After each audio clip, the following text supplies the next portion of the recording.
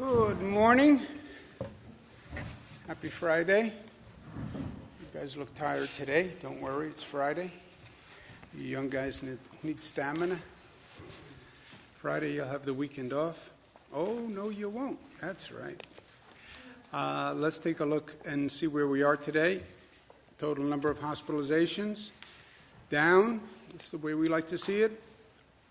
Rolling average down. That's the way we like to see it. Change in intubations down. That's the way we like to see it. Number of new cases up. We don't like to see that, but it's only up a tick. And again, these numbers tend to bounce, but it's been a slow decline. There's no doubt about that. And you see there's been several plateaus in the decline. We are very curious to find out where that number winds up, how low the new cases go. We've done a lot of research, as you know.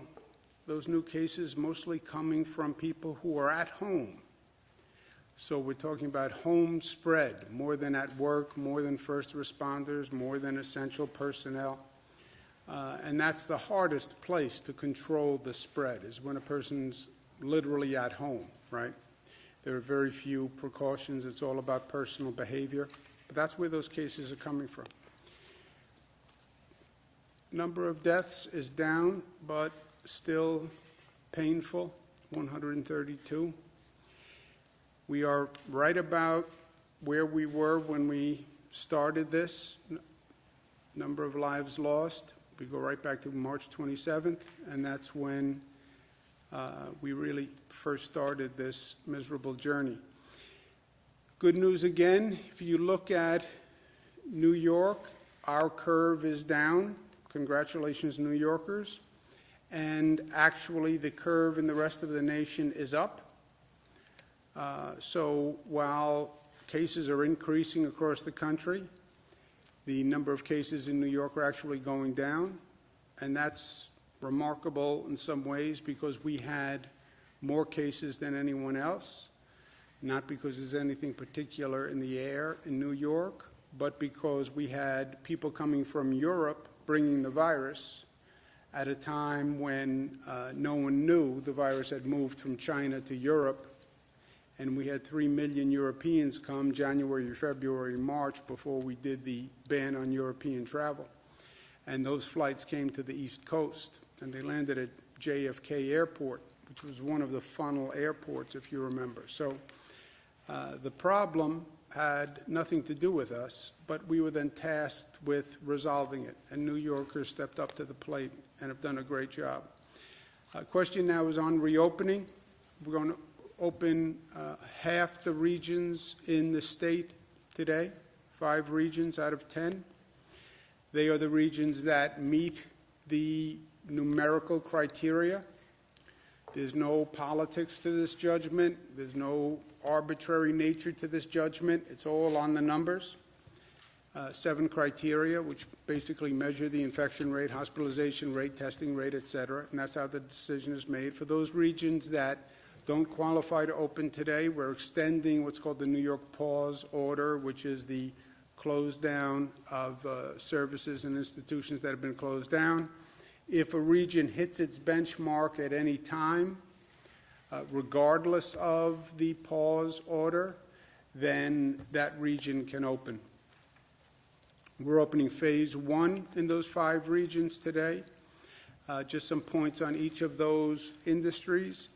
Residential commercial construction will open, indoor construction and outdoor.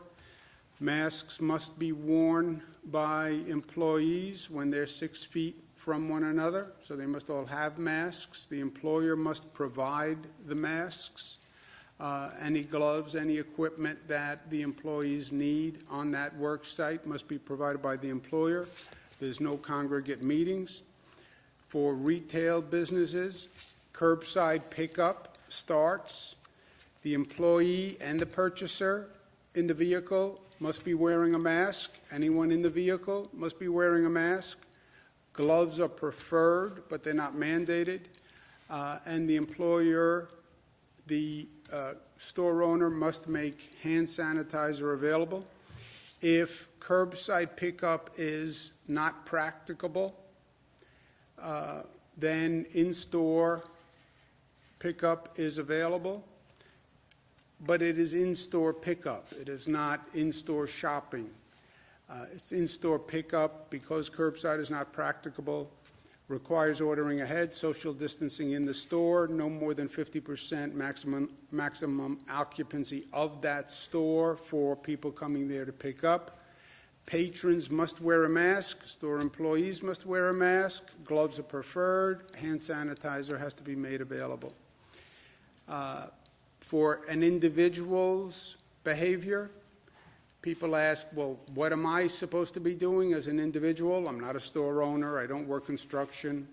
I understand as an employee what my requirements are, but just what do I do in normal life? When you're in public and you're within 6 feet of another person, wear a mask. That is a requirement.